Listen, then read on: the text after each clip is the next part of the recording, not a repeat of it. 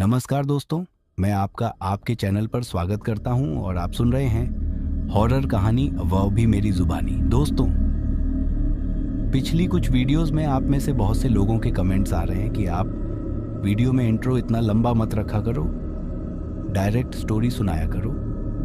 तो आप लोगों से मैं कहना चाहता हूं कि किसी भी कहानी को शुरू करने से पहले उसकी भूमिका बनाई जाती है। उस कहानी के बारे में पहले कुछ मूलभूत जानकारियां देना जरूरी होता है, उसके बाद ही कहानी सुनाने का मजा आता है और हर किसी का कहानी सुनाने का तरीका अलग होता है। तो चलिए, अब आपका ज्यादा समय खराब ना करते हुए आज की कहानी को शुरू करते हैं। लेकिन कहानी को शुरू करने से पहले, जैसा कि मैं आप लोगों से हमेशा कहता हूं कि वैसे तो आप लोगों ने बहुत सी हॉरर कहानियां सुनी होंगी, लेकिन मुझे पूरी उम्मीद है कि आज की हमारी यह कहानी सुनकर आपको सच में डर का एहसास होने वाला है।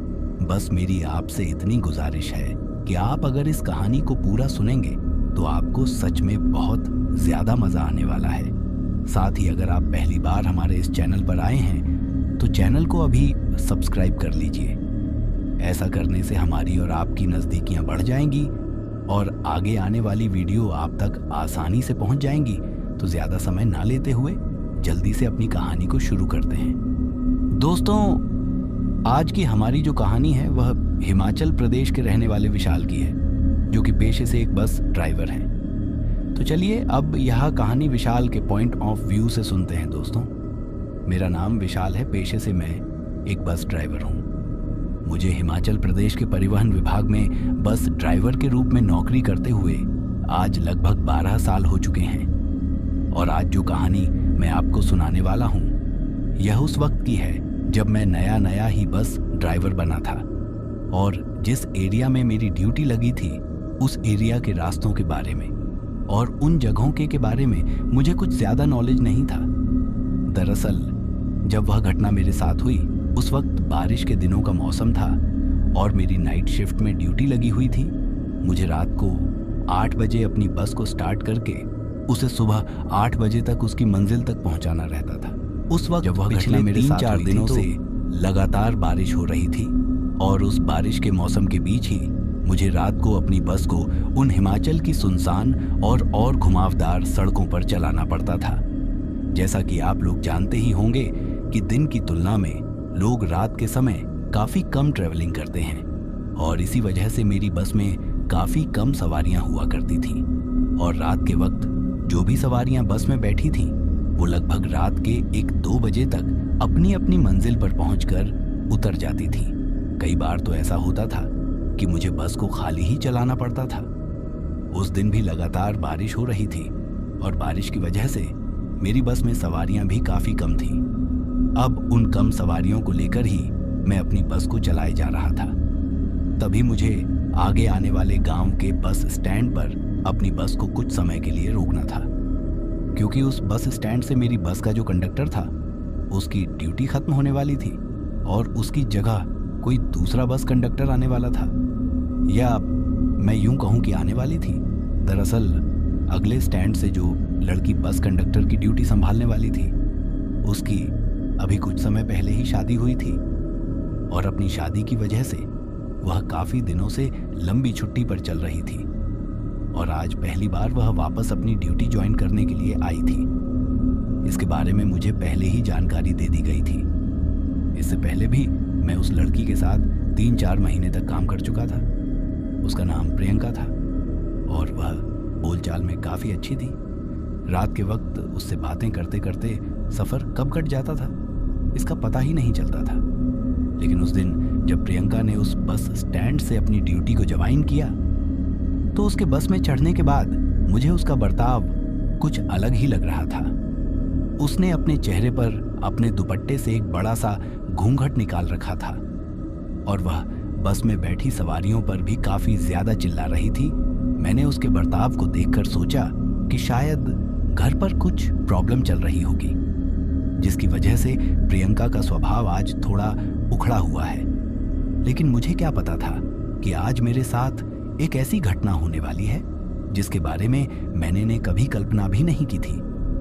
अब मैंने बस चलाते हुए जब अपने हाथ में पहनी हुई घड़ी में टाइम देखा तो उस वक्त रात के 11 बज रहे थे और उस वक्त तक बस की लगभग सभी सवारियां भी बस से उतर चुकी थीं। अब बस में सिर्फ कुछ 2-4 सवारियां ही बैठी थीं। लेकिन आज मुझे अजीब बात यह लगी कि प्रियंका भी उन सवारियों के साथ पीछे बस में ही बैठी हुई है और उसने अब भी बहुत लंबा घूंघट निकाल रखा है।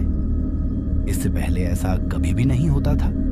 बस में बैठी सवारियों की टिकट बनाते ही प्रियंका मेरे पास आकर केबिन में बैठ जाया करती थी और फिर हम लोग गप्पे लगाते हुए अपने सफर को तय करते थे।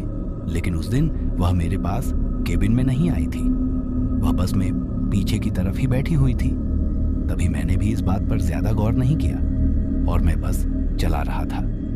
उसके थोड़ी ही देर बाद जो बस में 2-4 सवारियां भी बैठी थीं, वह भी उतर चुकी थी। उस दिन बाहर काफी ज्यादा बारिश हो रही थी, इस वजह से हमें सवारियां भी नहीं मिल रही थी, जिसकी वजह से अब बस बिल्कुल खाली थी। लेकिन मुझे तो तय समय पर बस को उसकी मंजिल तक पहुंचाना रहता है, चाहे उसमें कोई सवारी बैठे या ना बैठे। उस दिन मैंने सोचा कि शायद आगे आने वाले कुछ गांवों से सवारियां मिल जाएंगी। यही सोचकर मैं बस को चला रहा था। उस वक्त जब मैंने घड़ी में टाइम देखा तो लगभग रात के 12:30 चुके थे। लेकिन तभी अचानक प्रियंका मेरे पास आकर केबिन में बैठ जाती है। उसने अब भी लंबा सा घूंघट निकाल रखा था। तभी मैंने उससे कहा कि अरे प्रियंका, कैसी हो तुम?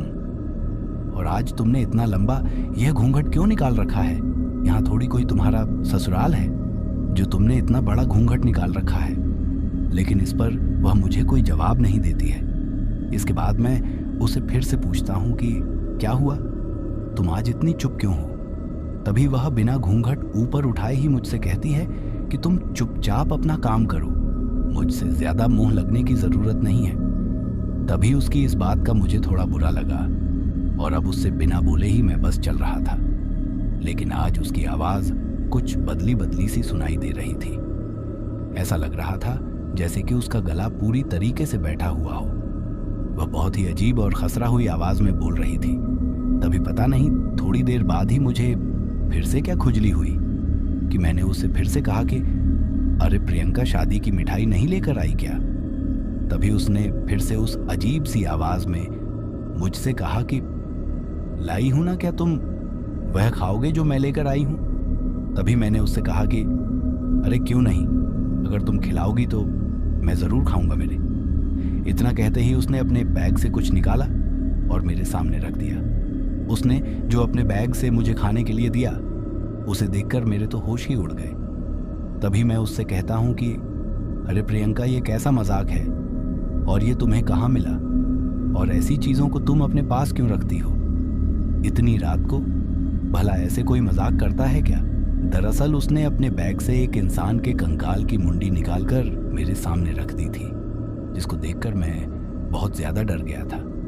अभी उसको मैं यह सब कह ही रहा था कि तभी अचानक वह मुझसे कहती है कि क्या हुआ, तुमने ही तो कहा था कि मैं जो तुमको दूंगी वह तुम खाओगे, तो अब इसे तुम्हें खाना पड़ेगा। उसके बाद मैं उससे कहता हूं कि तुम कैसी बात कर रही हो, भला कोई इंसान की हड्डियां कैसे खा सकता है? तो वह मुझसे कहती है कि अगर मैं खा सकती हूं तो तुम क्यों नहीं खा सकते, और अगर तुम नहीं खा सकते हो तो आज मैं तुम्हें हमेशा हमेशा के लिए अपने साथ लेकर जाऊंगी और मेरे साथ चलकर तुम भी मेरे जैसा बन जाओगे और उसके बाद तुम आसानी से इंसानी हड्डियों को खा लोगे।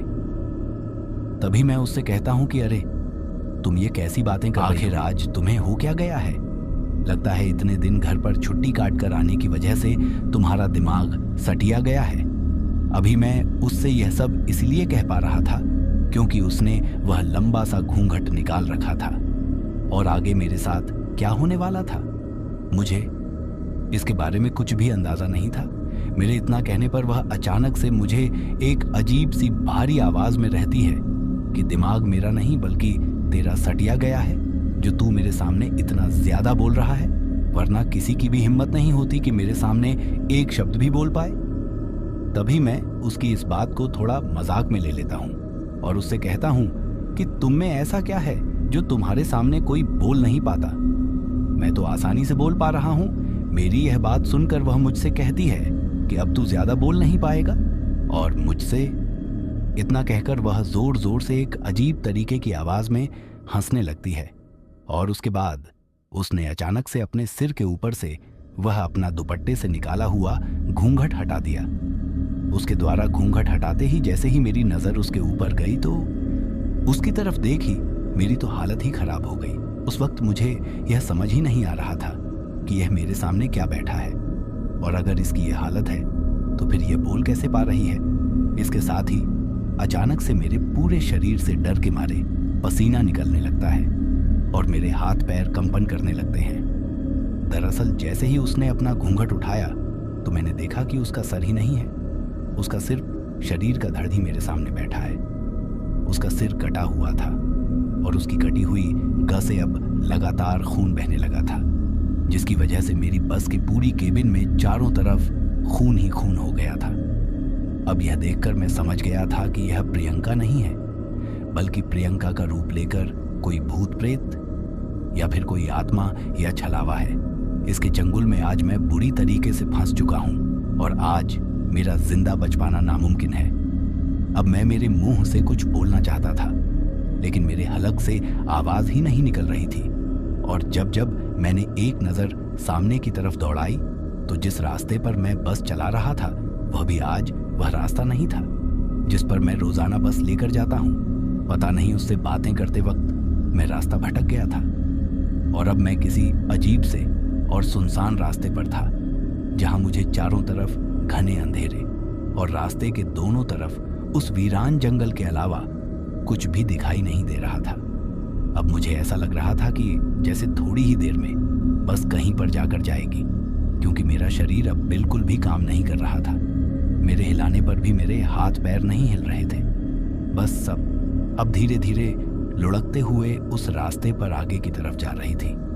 तभी अचानक वह सिर कटी हुई औरत मुझसे बोलती है कि क्या हुआ, तुम तो डर गए। लेकिन उसकी तरफ देखकर मुझे यह समझ नहीं आ रहा था कि अगर उसका मुंह नहीं है तो फिर आवाज कहां से आ रही है। इसके बाद वह औरत उस मुंडी को उठाकर मुझसे कहती है कि अब तो तुम्हें इसको खाना ही पड़ेगा, और अगर तुम इसको नहीं खा सकते तो मैं जल्द ही तुमको इसे खाने के लायक बना दूंगी मुझे।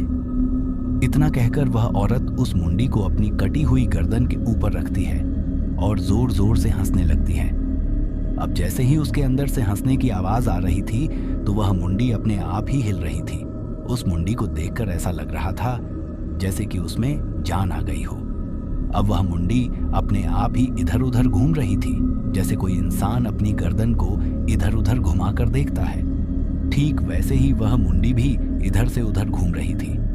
अभी मैं उसकी तरफ एकटक देख ही रहा था, तभी अचानक मुझे मेरे कानों में एक जोर का धमाका सुनाई देता है।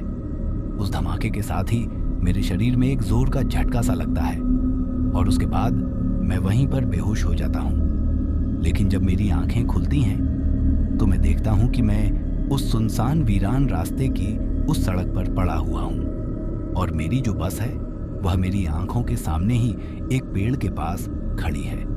और जब मैंने थोड़ा अपनी गर्दन को ऊपर करके देखा तो मेरे पैरों की तरफ देखकर मुझे ऐसा लगा कि जैसे कोई मुझे घसीट कर बस से यहाँ तक लेकर आया है, क्योंकि वहां पर पूरी सड़क पर खून लगा हुआ था और वह खून मेरे कपड़ों पर भी लगा हुआ था, जिसको देखकर मैं समझ गया था कि बस के केबिन से मुझे यहाँ तक घसीट कर लाया गया है। लेकिन अब मुझे यह समझ नहीं आ रहा था कि अगर वह सरकटी औरत ही मुझे यहाँ तक घसीट कर लाई है तो उसने अब तक मुझे जिंदा क्यों छोड़ रखा है। अभी मैं यह सब सोच ही रहा था कि तभी अचानक उस बस के पीछे से वह सिर कटी हुई औरत निकल कर आती है और इस बार उसने अपने हाथ में कुछ कुल्हाड़ी के जैसा ले रखा था, जिसे देखकर मैं समझ गया था कि अब यह औरत इस कुल्हाड़ी से शायद मुझे मार डालेगी। तभी मैं डर के मारे अपनी जान बचाने के लिए अपने दोनों हाथों के बल सड़क पर पड़े पड़े ही पीछे की तरफ खिसकने लगता हूँ। अब जैसे जैसे मैं पीछे की तरफ खिसक रहा था तो वह औरत एक अजीब तरीके से चिल्लाते हुए मेरी तरफ आगे बढ़ती जा रही थी।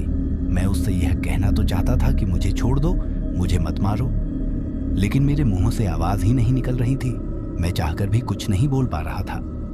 अब जिस रास्ते पर पड़ा मैं अपनी जान बचाने के लिए पीछे की तरफ खिसक रहा था, उस रास्ते के एक तरफ बड़ी सी पहाड़ ढही और एक तरफ बहुत ही गहरी खाई थी और वह रास्ता उस पहाड़ी की तलहटी में बना हुआ था।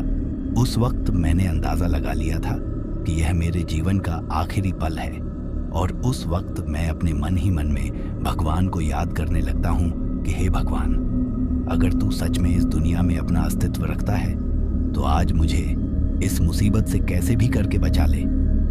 अभी मैं भगवान को याद करते हुए अपने दोनों हाथों के बल पीछे की तरफ खिसक ही रहा था कि तभी अचानक उस पहाड़ी से एक बड़ा सा पत्थर खिसक कर नीचे लुढ़क लगता है, और अब वह पत्थर बहुत ही तेज गति से नीचे की तरफ गिर रहा था।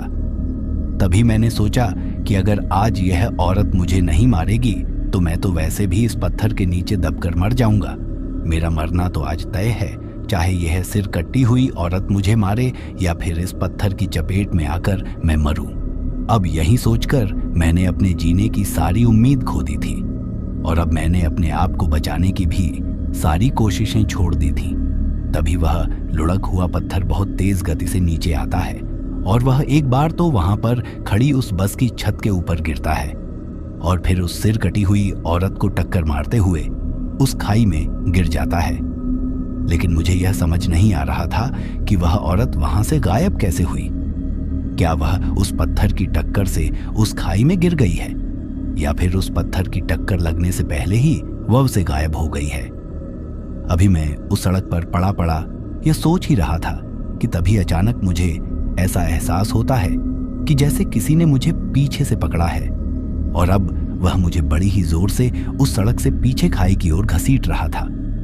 अभी मैं अपने आप को बचाने की कोशिश कर ही रहा था कि तभी मैं धड़ाम से उस खाई में गिर जाता हूं। लेकिन उस खाई में गिरते वक्त मेरी नजर एक बार उस बस की तरफ चली गई, और जब मेरी नजर उस बस की तरफ गई तो मैंने देखा कि वह सरकट हुई औरत अभी भी उस बस के बगल में ही खड़ी थी। पर अगर वह औरत उस वक्त भी उस बस के पास ही खड़ी थी तो फिर मुझे घसीट कर उस खाई में किसने गिराया, यह मुझे समझ नहीं आ रहा था। अब जैसे ही मैं उस खाई में गिरता हूं तो मैं बेहोश हो जाता हूं, लेकिन बेहोश होने से पहले मुझे यह एहसास हो गया था कि मैं उस खाई में किसी पानी में गिरा हूं, जैसे कि उस खाई में कोई नदी बह रही हो और मैं उस नदी में गिर गया हूं। मुझे ठीक ऐसा ही एहसास हुआ, लेकिन उसके बाद मैं बेहोश हो गया, और उससे आगे मेरे साथ क्या हुआ मुझे कुछ भी याद नहीं। लेकिन जब मेरी आंख खुली तो मैं किसी के घर में लेटा हुआ था, और उस वक्त मुझे मेरे कानों में भेड़ों के मिनमाने की आवाज सुनाई दे रही थी। अभी मैं बिस्तर से उठने की कोशिश कर ही रहा था कि तभी अचानक वहां पर एक आदमी आता है, और वह मुझसे आकर कहता है कि अरे उस्ताद, आप लेटे रहिए, आप अभी उठने की स्थिति में नहीं हैं। तभी मैं उससे पूछता हूं कि तुम कौन हो और मैं यहां पर कैसे आया। तभी वह आदमी मुझसे कहता है कि उस्ताद, मैं तो एक चरवाहा हूं जो इन हिमाचल की पहाड़ियों में अपनी भेड़ों को चराने का काम करता हूं, लेकिन मैं आपके बारे में अच्छी तरीके से जानता हूं कि आप हमारे गांव से जो रोजाना बस गुजरती है उसके ड्राइवर हो। मैंने पहले भी आपको कई बार देखा है, क्योंकि मैं कई बार आपके साथ उस बस में सफर कर चुका हूं। लेकिन मैं उस आदमी से कहता हूं कि मैं तो आपको नहीं जानता, क्योंकि रोजाना बस में कई सवारियां बैठती और उतरती हैं। अब मुझे हर किसी का चेहरा याद नहीं रहता। तब वह आदमी मुझसे कहता है कि कोई बात नहीं उस्ताद।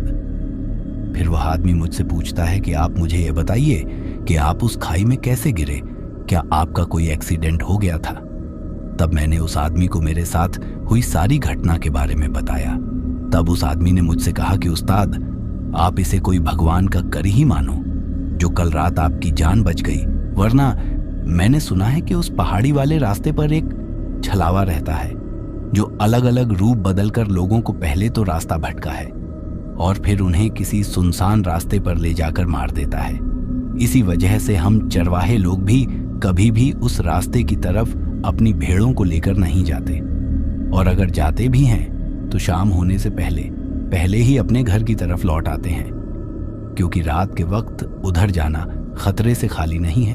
तभी मैंने उस चरवाहे से पूछा कि आखिर तुमने मेरी जान कैसे बचाई और मैं तुम्हें कहाँ मिला? तो उस चरवाहे ने मुझसे कहा कि उस्ताद, मैं तो अपनी भेड़ों को पानी पिलाने के लिए उस नदी की तरफ लेकर गया था, पर तभी आप मुझे उस नदी के पानी में बहते हुए नजर आए। पहले तो मैंने सोचा कि शायद कोई मर गया है और यह उसी की लाश है। पर जब मैंने आपको पानी से बाहर निकाला तो आपका चेहरा देखकर मैं आपको पहचान गया था कि यह तो वही उस्ताद है जो अपने गांव में चलने वाली बस के ड्राइवर हैं। उसके बाद मैं आपको कल रात ही अपने घर लेकर आ गया था, पर उस वक्त से लेकर अब तक आप बेहोशी की हालत में ही थे। वो तो अच्छा हुआ कि आपको होश आ गया, वरना मैं तो अभी पुलिस में जाकर आपकी रिपोर्ट कराने ही वाला था। फिर मैंने उस चरवाहे को धन्यवाद दिया, लेकिन तभी मैंने मेरी आत्मसंतुष्टि के लिए एक बार मेरा फोन निकालकर जो मेरे साथ कंडक्टर थी, जिसका नाम प्रियंका था और जिसका रूप लेकर आज वह छलावा मेरी बस में बैठा था, उसको फोन करना चाहा। लेकिन जब मैंने फोन निकालने के लिए अपनी जेब में हाथ दिया तो मेरी जेब में मेरा फोन नहीं था। तभी मैंने सोचा कि शायद वह नदी में गिरते वक्त कहीं पर गिर गया होगा। और उसके कुछ दिन बाद जब मैंने पता किया तो मुझे पता चला कि उन दिनों प्रियंका ने कुछ दिनों की छुट्टी और ले ली थी और वह तो अब तक भी वापस ड्यूटी पर नहीं आई है। लेकिन मुझे आज तक भी एक बात समझ नहीं आई कि उस खाई से नदी में गिरते वक्त जब मैंने देखा तो वह छलावा वहीं पर बस के बगल में खड़ा था। तो अगर वह उस बस के बगल में खड़ा था तो फिर मुझे पीछे घसीट कर खाई में किसने गिराया? आखिर वह कौन था जिसने अपने दोनों हाथों से मुझे पीछे से पकड़ा और मुझे घसीट कर उस खाई में गिरा दिया था? ये बात मुझे आज तक भी समझ में नहीं आई है। आप लोगों को क्या लगता है कि वह कौन होगा? तो दोस्तों, यह थी हमारी आज की कहानी आपको कैसी लगी कमेंट बॉक्स में कमेंट करके ज़रूर बताना। फिलहाल चलता हूँ, बस आप अपना और अपने परिवार का ख्याल रखें। और अगर अभी तक भी चैनल को सब्सक्राइब नहीं किया है तो कृपया करके चैनल को सब्सक्राइब कर लीजिए। आपका यह छोटा सा सहयोग हमें आपके लिए ऐसी कहानियाँ लाने के लिए प्रोत्साहित करता है।